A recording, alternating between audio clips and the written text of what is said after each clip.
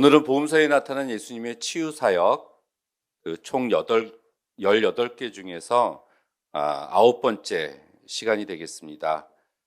어, 오늘은 특히 마태, 마가, 누가복음 이 세 군데에서 다 등장하고 있는 중풍병자를 고치신 그런 예수님의 사역을 통해서 저와 여러분에게 주시는 하나님의 말씀이 무엇인지 그 뜻을 발견하는 귀한 시간이 되기를 간절히 바랍니다. 이 요한복음에는 나타나 있지 않고요. 이제 마태, 마가, 누가 공간복음서에만 나타나는데 전체적으로 이렇게 살펴봐도 이 복음서에서 중풍병자를 고친 이야기가 세 차례 등장을 합니다. 마태복음 8장에 보면은 백부장의 하인을 고치는데 그 사람이 중풍병이었다고 나오고요. 그리고 오늘 본문 이렇게 중풍병자를 침상에 메고온 친구들을 보시고 예수께서 고쳐주신 것, 그리고 마지막으로 요한복음에 보면은 38년 된 병자를 예수께서 고쳐주시는데 38년 된 병자도 아마 이 중풍병자였을 거라고 사람들이 이야기를 합니다. 근데 이 중에서 특히 죄의 문제와 그 예수께서 고치신 이 치유 사역을 직접적으로 연결시킨 것은 오늘의 본문하고 요한복음에 나오는 38년 된 병자를 고치신 사건, 이 두 가지가 바로 죄의 용서와 치유에 대한 사역임을 우리가 살펴볼 수가 있어요. 구약 성서를 우리가 보면은 죄와 예수께서 용서해 주시는 것, 그리고 질병을 지은 사람들을 예수께서 치유해 주시는 것, 이것이 서로 연결되어 있는 것을 알 수가 있습니다. 먼저 예수께서 용서를 해 주셨고 죄에 대해서 그 다음에 치유를 해 주셨다는 말씀이 종종 이렇게 나옵니다. 그런데 유대교에서 강조하고 있는 것은 하나님 외에는 어느 누구도 사람의 죄를 용서해 줄 수 있는 그런 사람은 없다는 거예요. 그렇기 때문에 예수께서 이 땅에 오셨을 때 바로 이 죄사함의 문제 때문에 유대인하고 예수님이 서로 아주 심각한 그런 논쟁을 많이 벌이셨던 것을 우리는 복음서에서 발견을 할 수가 있습니다. 마태복음, 마가복음도 마찬가지인데요. 이 중풍병자를 고치시기 바로 직전에 예수께서 어떤 병자를 고쳐주시는데 그것이 바로 나병 환자, 문둥병자였습니다. 우리가 이 18가지 치유 사역 중에서 제일 첫 번째 다뤘던 것이 바로 그 나병 환자를 치유하심이었는데 그 사람을 고치고 난 다음에 바로 얼마 지나지 않아서 오늘의 본문인 이 중풍병자를 예수께서 또한 고치십니다. 그런데 첫 번째 그 문둥병자를 고치시고 난 다음에 예수께서는 그 사람을 보내시면서 엄히 경계하시고 아무에게도 다른 곳에 가서 아무 말도 하지 말라라고 신신당부를 하셨어요. 그렇지만 이 사람은 예수께서 자기를 치유해 주신 것이 너무나 감사해서 이 말을 전파했고 그 말이 이제 온 사방에 널리 퍼지게 됐다. 뭐 좋은 일이긴 하죠. 그런데 그 결과는 예수께서 드러나게 이제 동네를 들어가지 못하시고 한적한 곳에 예수께서 계셨고 사람들이 그곳에 예수님을 찾아왔다고 이렇게 기록을 하고 있습니다. 기적적인 치유를 비밀로 하라고 예수께서 말씀을 하셨는데 오히려 치료를 받은 자가 떠벌리는 바람에 예수께서는 다시 동네에 들어가지 못하시게 된 거예요. 이것은 예수께서 선교 여행을 못하시고 소극적으로 수동적으로 사람들이 자신에게 나와 오기를 기다릴 수밖에 없는 그런 상태가 된 겁니다. 그리고 나서 수일이 지난 후에 이 문둥병자를 만나시게 됩니다. 며칠이 지난 다음에 예수께서 다시 가버나움에 들어가셨다라고 마가복음 2장 4절에서 이야기를 하고 있어요. 수일 동안 조용한 곳에 계셨다가 이래서는 안 되겠다라고 예수께서 생각을 하셨는지 주도적으로 적극적으로 뭔가를 행해야 되겠다고 생각을 하시고 가버나움이라는 동네로 들어가셨습니다. 이런저런 불편함이나 부작용이나 폐해 등이 생긴다고 할지라도 그것들이 있음에도 불구하고 꼭 행하셔야 할 일이 있기 때문에 가버나움으로 들어가셨는데, 그것은 가버나움에 가서 사람들에게 하나님의 말씀, 예수님의 말씀, 도를 가르치시기 위함이었어요. 가버나움에 있었던 사람들은 주님께서 오신다는 이야기를 듣고 당연히 환영을 했습니다. 곧바로 예수께서 어느 집에 들어가시니까 사람들이 그 집을 완전히 둘러싸고 입구 문마저 막아서 움직일 수 없을 그런 지경이 됐습니다. 문둥병자가 이렇게 전파하고 다녔던 것이 이런 결과를 가지고 오게 된 거예요. 하지만 예수께서는 이런 상황에서 보다 중요하게 여기신 것은 병자를 치료하는 것보다 하나님의 복음을, 천국 복음을 전하는 일이었습니다. 그래서 예수님은 말씀을 전했어요. 하나님의 말씀을. 그래서 또 그곳에 모여 있었던 사람들은 예수께서 전해주신 그 말씀을 경청하고 있었습니다. 그런데 그 조용하고 경건했었던 분위기가 깨지는 사건이 벌어졌는데, 그것은 바로 지붕이 뚫리고 어떤 환자가 침상에 누인 채로 위에서 매달린 채 내려온 사건이었습니다. 이러한 사건이 벌어지니까 당연히 예수께서는 하나님의 말씀을 전하시다가 중단하실 수밖에 없었습니다. 정작 이것은 예수께서 말씀을 전하시는 것이 방해를 받게 되는 그런 결과가 나오게 된 거였어요. 중풍병자를 예수님에게 치유받게 하려고 이 친구들이 이 병자를 데리고 왔지만 그 집에는 사람들이 너무 많아서 정상적으로 그 문으로는 그 환자를 데리고 들어갈 수가 없었기 때문에 이 친구들이 지붕을 뚫고 그 환자를 내렸던 것이죠. 병자가 지붕을 뚫고 이렇게 지붕 위에부터 내려온 이 기록은 마태복음에는 나와 있지 않아요. 세 복음서가 동일하게 이 사건을 이야기하고 있음에도 불구하고 오로지 마가하고 누가만 기록을 하고 있습니다. 그리고 마가복음에 보면은 그 친구가 4명이었다라고 이야기를 해요. 유대인들의 집은 그 지붕이 가벼운 덮개로 덮여 있고 진흙을 발랐기 때문에 지붕을 이렇게 뚫는 일은 그리 어려운 일이 아니었습니다. 그럼에도 불구하고 이 방법에 대해서 많은 사람들이 비판을 해왔어요. 일단 그 집에 주인이 있었을 텐데 허락도 받지 않고 이제 남의 집을 훼손시킨 행위이지 않습니까? 올바른 방법이 아닐 것이다 라고 얘기했는데, 근데 이게 문맥으로 우리가 좀 살펴보면 이 집이 아마 베드로의 집이 아니었을까 하고 많은 학자들이 추측을 합니다. 이 가버나움에 베드로의 집이 있었거든요.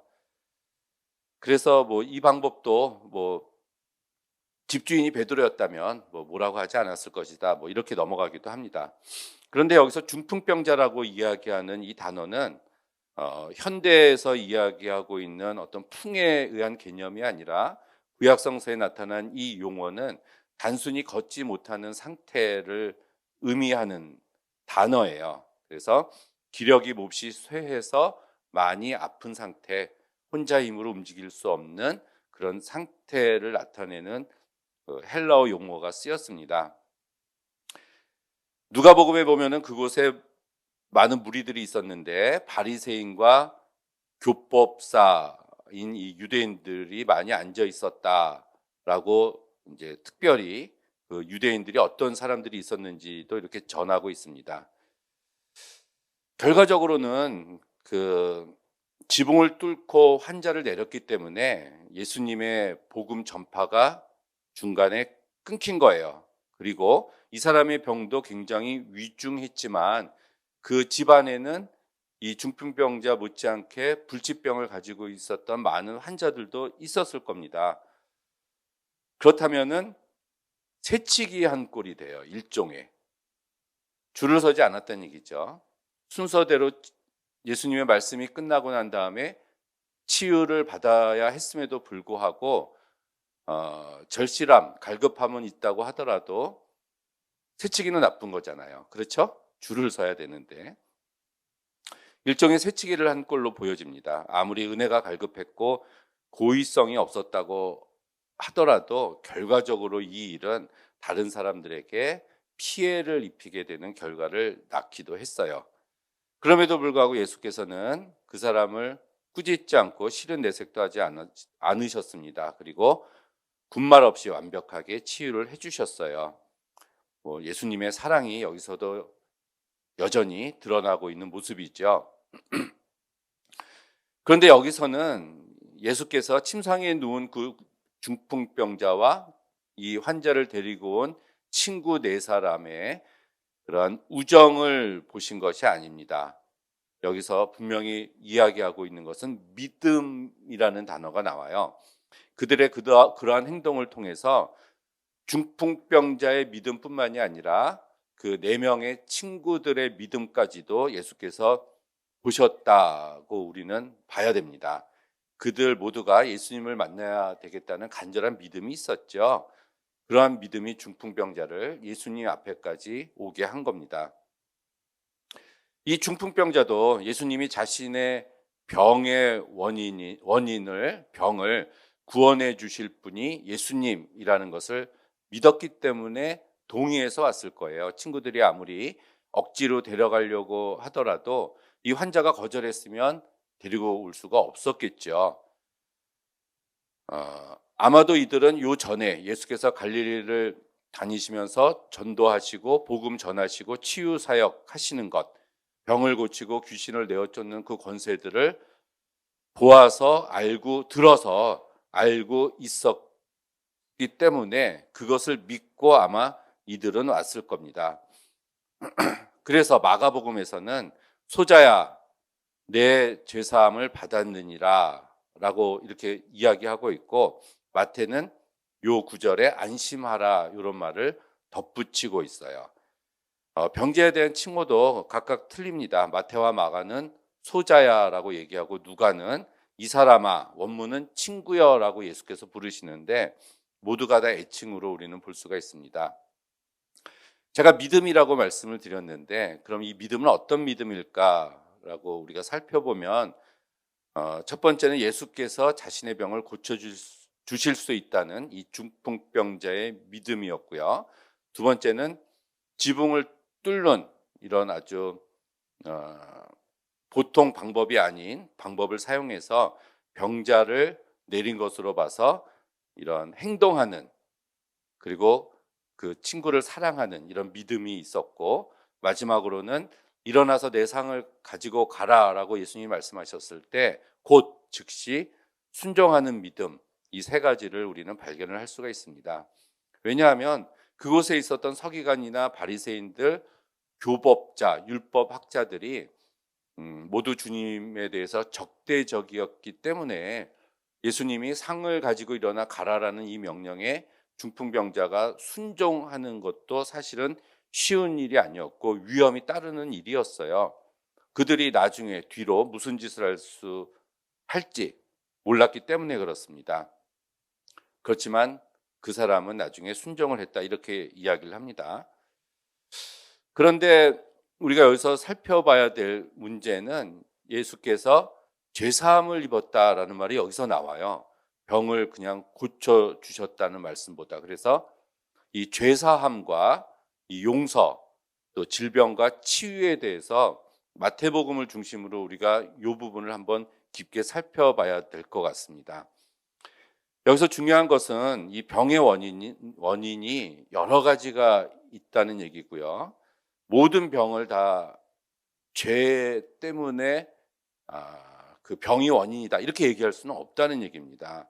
물론 죄의 결과로 온 경우도 있지만 바울 같은 경우는 교만하지 않게 하려고 하나님께서 바울에게 병을 허락하셨다, 이런 경우도 있고요. 하나님의 영광을 나타나게 하려고 요한복음에 나오죠. 이 병을 주는 경우도 있습니다. 그래서 모든 병든 사람을 향해서 저 사람은 뭔가 죄가 있기 때문에 병이 걸렸을 거야. 이렇게 생각하는 것은 성서에서 말하고 있는 바른 그 죄에 대한 이야기가 아닙니다. 여기서 잠깐만 다른 얘기를 하자면, 처음에 이제 성서를 이렇게 저술한 저자들은 우리가 지금 알고 있는 장과 절을 구분하지 않았어요. 마태복음 28장까지 있죠. 그 마가복음은 16장까지 있고 누가복음 24장까지 있는데, 이것은 후대에 나눈 겁니다. 신약 성서가 처음 장절을 구분한 그 성서는 1551년 제네바에서 출판된 스테파누스 헬라어 성경이라고 이야기를 합니다. 구약 성서도 오래전부터 이 문단을 구분해서는 읽었지만, 오늘날에 우리가 가지고 있는 창세기 50장 이런 몇 절 이런 구분이 없었어요. 특히 이제 구약 성서 같은 경우는 모세오경, 창세기, 출애굽기, 레위기, 민수기, 신명기를 히브리어 알파벳 22개로 이 5권의 책을 이렇게 나눴지 오늘날의 장절이 아닙니다. 그래서 구약 성서도 한 12세기부터 아마 오늘날의 이런 장절을 구분해서 나눈 것이 아닌가 이렇게 보고 있어요. 오늘날의 성경, 우리가 가지고 있는 성경에서 장과 절을 구분해서 읽는 것이 때로는 굉장히 유익하고 이해하는 데 도움이 됩니다.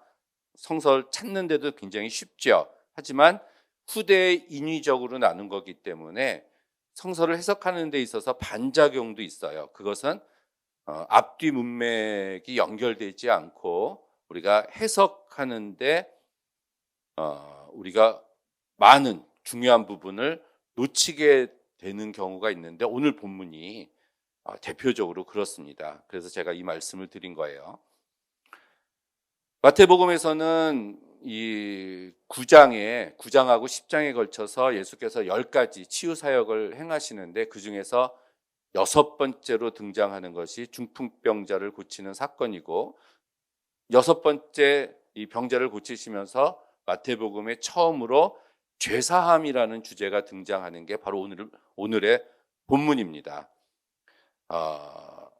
마태가 아까 그 4명이 지붕을 뚫고 이 환자를 이제 들어서 내렸다라는 구절을 생략했다고 말씀을 드렸는데, 마태는 아마도 그 이유가 그런 친구들의 행동보다도 예수님이 죄사함에 대해서 말씀하시는 것에 대한 주제를 더 집중하려고 그 친구들의 행동들을 일부러 생략한 것 같다라는 느낌이 들 정도예요. 자, 그런데 그 당시 유대인들은 예수님을 아직 하나님의 아들로 인정을 하고 있지 않았습니다. 그래서 인간인 예수가 인간에게 죄사함을 베푼다는 것을 유대인들은 도무지 용납할 수가 없었어요. 하나님의 주권을 침해하는 죄에 해당한다고 여겼기 때문입니다. 그래서 이들이 속으로 이르되 이 사람이 참남하도다 이렇게 이야기를 해요.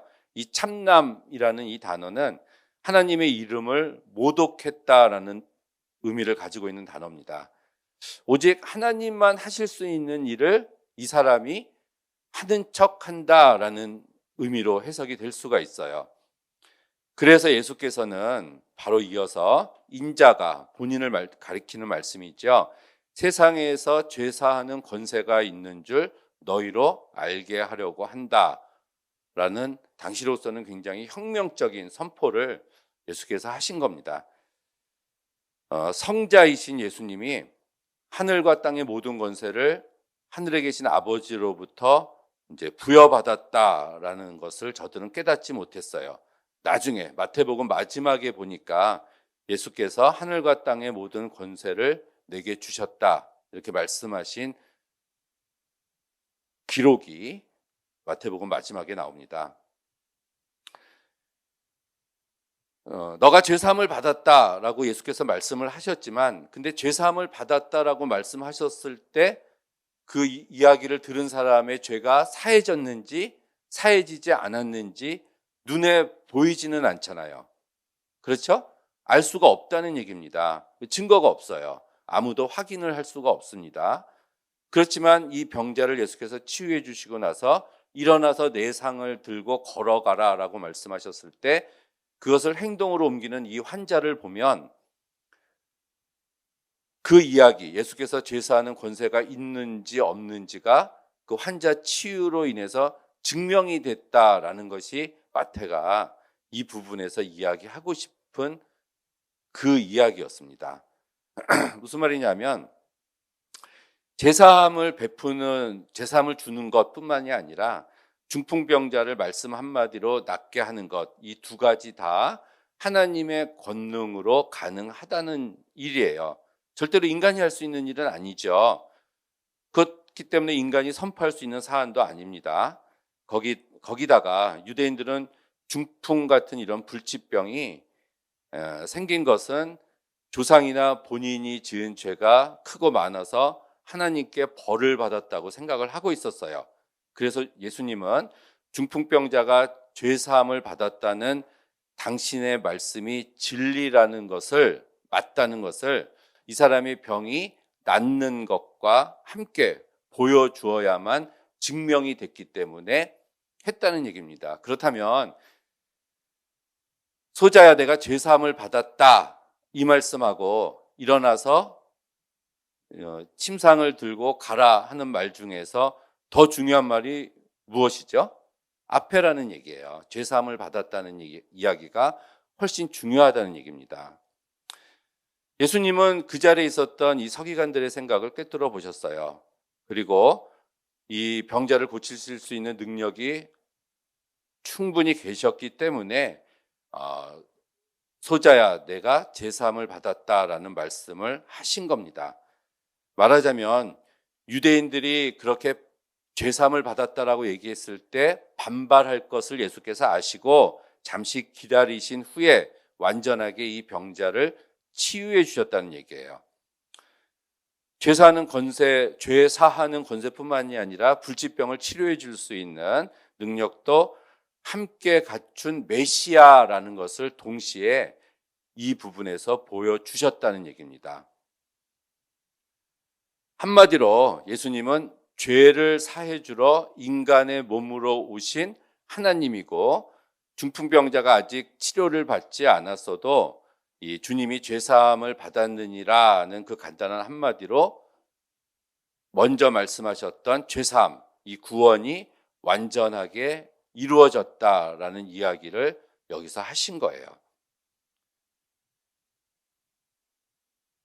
그렇기 때문에 예수님은 중풍병자와 그 친구들의 믿음을 보셨고 그리고 그들을 긍휼히 여기셨고 한 발 더 나가서 거기에 모여 있었던 유대인들이 반발할 것까지도 미리 예상하셨기 때문에 이 중풍병자를 당연히 치유해 주신 겁니다.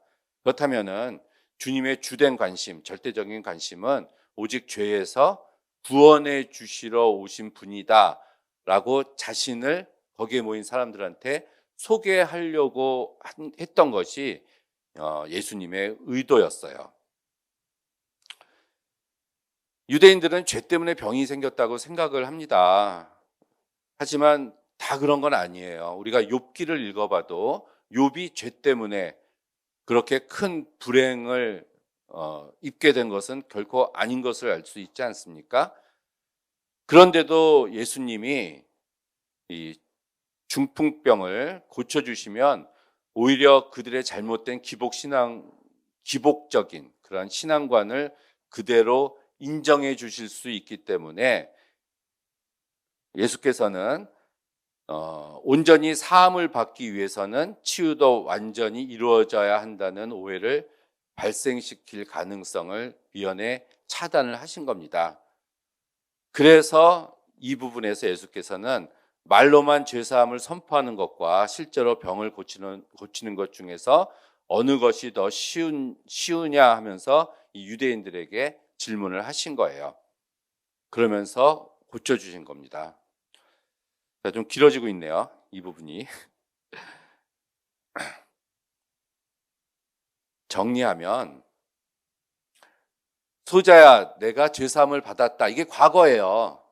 과거고 그렇기 때문에 이제 치료해 주신 것은 현재가 되는 거예요. 그것은 이 병자를 치유해 주시기 전에 그 병자의 구원을 예수께서 완전히 선포해 주셨다는 얘기예요. 내 죄를 내가 사해 줬다, 이런 의미예요. 강조하시는 게 죄사함을 주는 권세로 이 땅에 오신 예수님을 소개하려고 했다는 얘기입니다.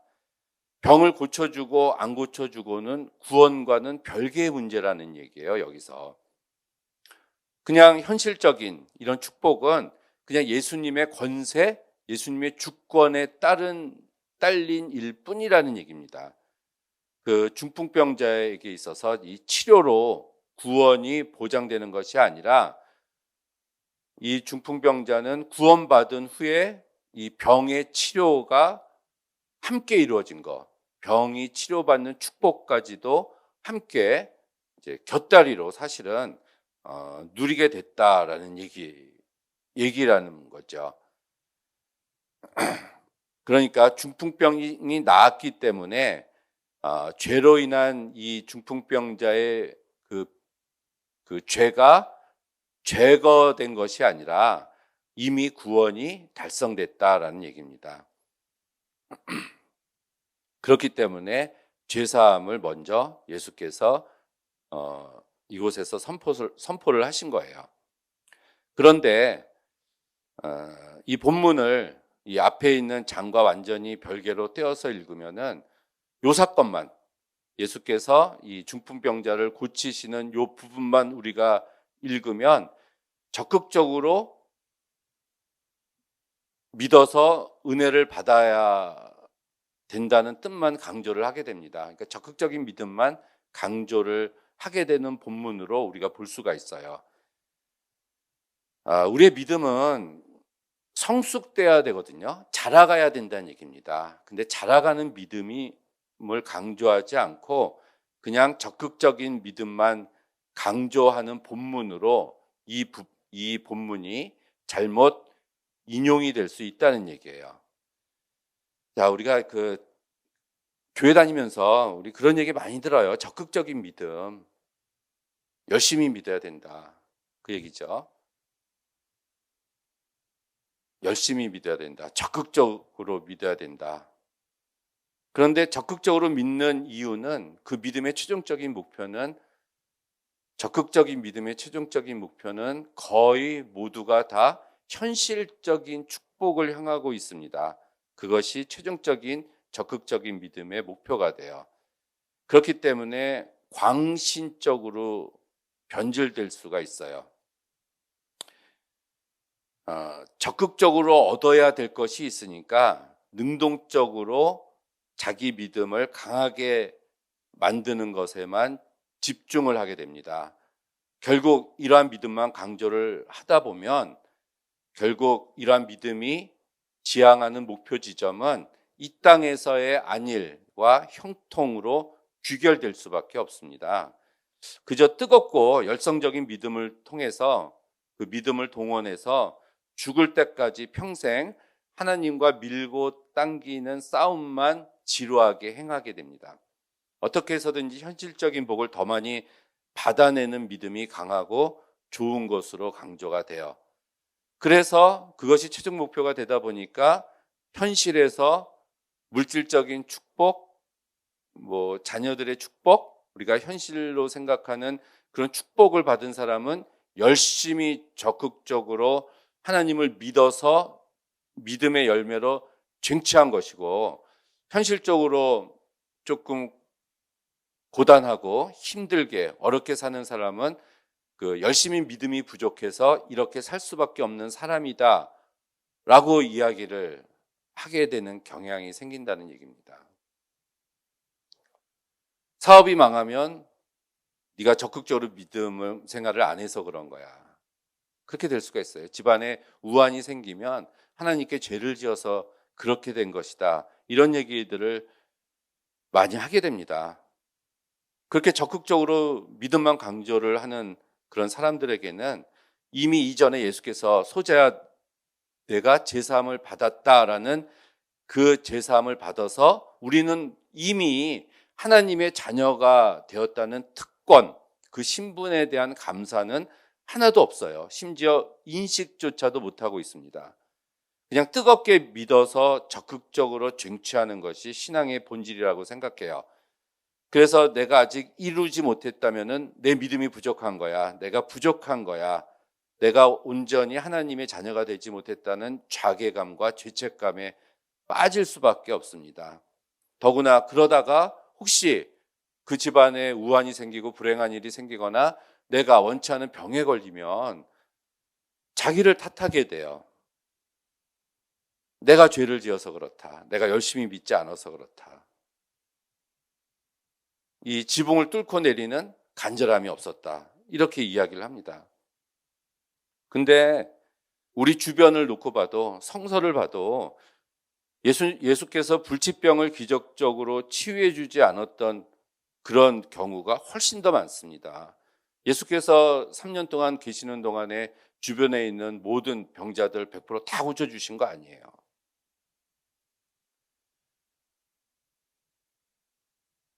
그럼에도 불구하고 예전에도 그렇지만 지금도 모든 사람들은 오로지 예수님을 향해서 기적적인 것만 바라고 있습니다. 우리들은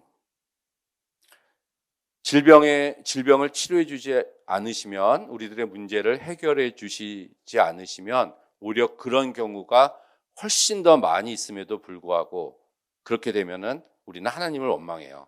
불신만 쌓아가게 됩니다. 이게 고난이라는 건데요. 나에게 고난이 지속이 된다는 것은 어떤 하나님의 뜻이 있습니다. 계획함이 있어요. 나중에 더 큰 하나님의 은혜가 기다리고 있습니다. 이걸 그런 사람들은 전혀 알지 못합니다. 그런 사람들은 성경을 읽으면서 주님의 뜻을 발견하는 일에 대해서는 완전히 뒷전이에요. 오직 종교적인 열심과 행동들만 잔뜩 들고 나와서 하나님께 잘 보이려고만 해요. 오직 물질적, 현세적인 복만 추구하고 최소한의 저주는, 내 인생에 있어서 저주는 막아보려고 아주 피눈물 나게 노력을 합니다. 하지만 반대로 우리가 장절을 구분하지 않고 마가복음 1장과 2장을 쭉 이어서 해석을 해보면 예수께서 이 땅에 오신 목적이 아주 분명합니다. 현실적인 축복이 전혀 아니에요. 오직 천국 복음을 전하면서 죄사함을 주시려 이 땅에 오셨다라는 예수님의 절대적인 주권만 강조가 되고 있는 것을 우리는 발견할 수가 있습니다. 아까 말씀드렸지만 중풍병자를 향해 문둥병자에게 엄히 경계하시고 네 병이 나았다라는 것을 전하지 말라고 신신당부하신 까닭은 많은 사람들이 병을 치유해 달라고 예수님께 달려드는 것을 두려워한 것이 아니라 오직 그들이 치료만 받으려고 예수님께 오는 것을 사절하겠다, 그런 뜻이었어요. 그렇지만 유감스럽게도 오늘날 이러한 자들로 교회 안에 가득해 있는 것을 우리는 발견할 수가 있습니다. 상당수의 목사들과 교회들이 질병, 사업 실패, 학업 부진 등의 현실적 고난들은 교회에 출석하기만 하면 다 해결받는다는 식으로 불신자들을 초대하고 있어요. 문둥병자가 기적적으로 병 나은 것을 떠벌리고 다님으로 인해서 오히려 주님께 많은 사람들이 몰려드는 것처럼 교회도 그렇게 해서 교인 숫자를 늘리겠다는 이러한 생각만 가지고 있습니다. 그렇게 해서라도 교회 사람들이 몰리면 좋지 않느냐라고 반발할 수 있지만 예수께서는 오직 그런 사람들을 다 물리치고 가버나움에 하나님의 도를 전하러 가셨다 하는 사실에 우리는 주목을 해야 됩니다. 지금도 많은 교회와 목사들이 단 한 명의 죄인이라도 십자가 제사함의 은혜가 온전히 흘러가게 하는 통로가 되는 일에는 관심이 없어요. 그래봐야 아무런 실질적 도움이 그들에게 안 되기 때문입니다. 본문의 유대인들처럼 죄사함은 눈에 보이지 않으니까 반드시 현실적인 축복의 형태로 받아내고야 말겠다는 탐욕으로 가득 차 있는 것이 2000년이 지난 오늘날에도 별반 다르지가 않습니다.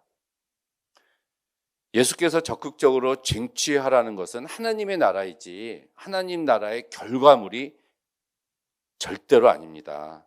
언제 어디서나 문제나 환란이 있을 때만 그것을 해결함 받으려고 기도하는 것이 아니라 주님의 거룩한 통치가 내 삶의 전반적으로 내 삶을 통치하고 있어야 된다는 얘기예요. 그분과 교제하고 동행하면서 하나님이 이끄시는 대로 우리는 따라가야 됩니다. 하나님이 우리들에게 때로는 고난을 주실 수 있습니다. 병을 허락하실 수도 있어요. 뜻이 있어서 주시는 겁니다. 하지만 오직 이것만 저에게서 피하게 해주세요라고 기도하는 것은 주님의 뜻을 따르지 않겠다는 얘기입니다. 예수께서 마지막에 기도하실 때 어떻게 기도하셨습니까? 이 잔을 내게서 피하게 해달라고 기도했지만 내 뜻이 아닌 아버지의 뜻대로 해달라고 예수께서 마지막 기도를 하시지 않으셨나요? 우리도 그런 기도를 해야 돼요.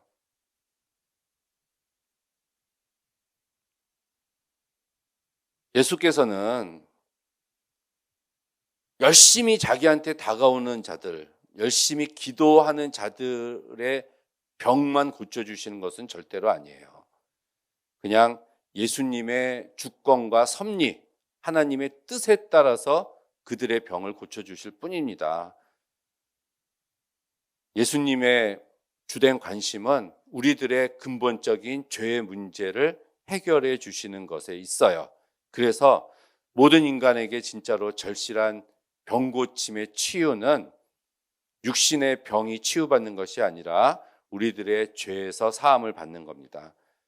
성령님이 좌정하시는 하나님의 전이 내가 될 때, 그래야 그때 비로소 나는 하나님의 자녀가 되고 하나님의 나라가 회복되는 거예요. 그 이후로는 육체 질병이든 현실의 형통이든 오직 주님의 뜻과 계획에 따라서 이루어질 뿐입니다.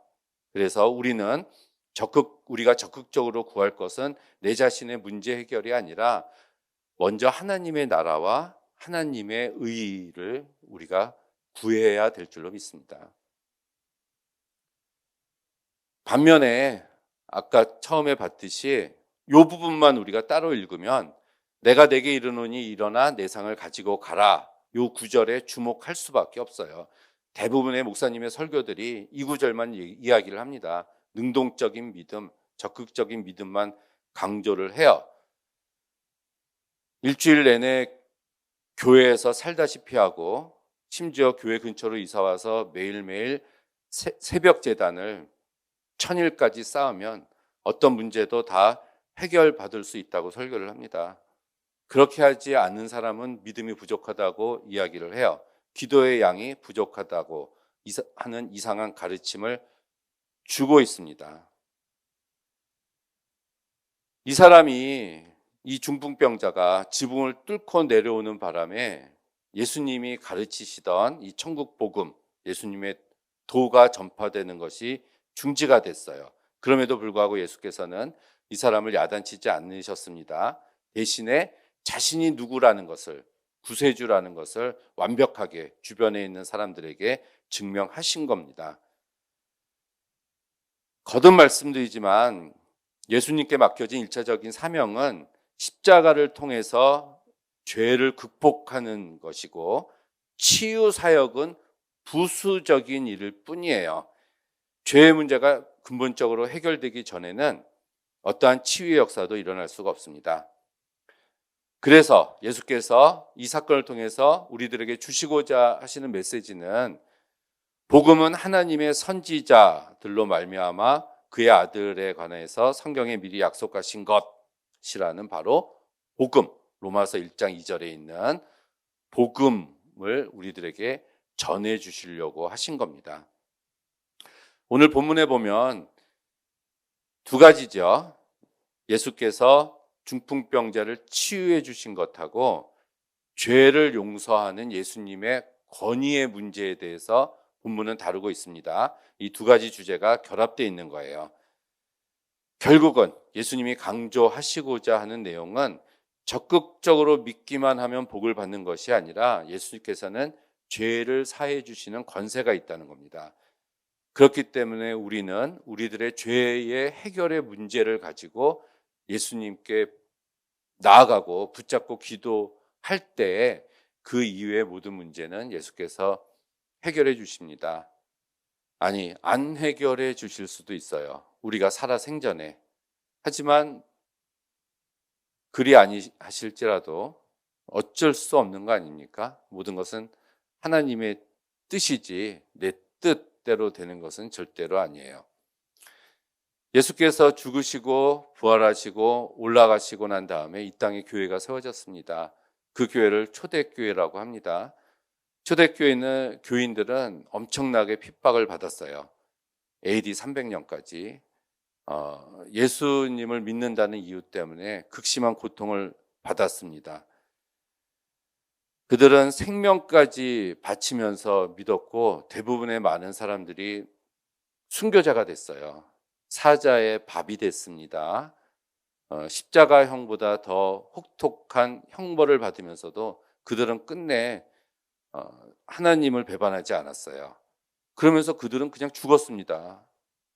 초대교회 그 기간이 300년이나 계속됐어요. 우리의 믿음의 조상이었던 첫 시대에 그 초대교회를 형성하고 있었던 그리스도인들은 그 사람의 현실적인 삶을 살아가면서 어느 누구도 안일한 삶과 형통한 삶을 산 사람은 아무도 없었습니다. 오직 그들이 그럼에도 불구하고 믿을 수 있었던 것은 오직 십자가에서 죽으신 그 예수님, 사흘 만에 부활하신 그 예수님이 자신의 모든 문제를 해결해 주실 수 있는 유일한 분이심을 믿었기 때문에 그들은 자신의 목숨까지도 아끼지 않고 믿었던 사람들입니다. 훌륭한 우리들의 조상이죠. 그들을 놓고 비교해 볼 때 오늘날 우리들의 믿음은 얼마나 부끄러운지 모릅니다.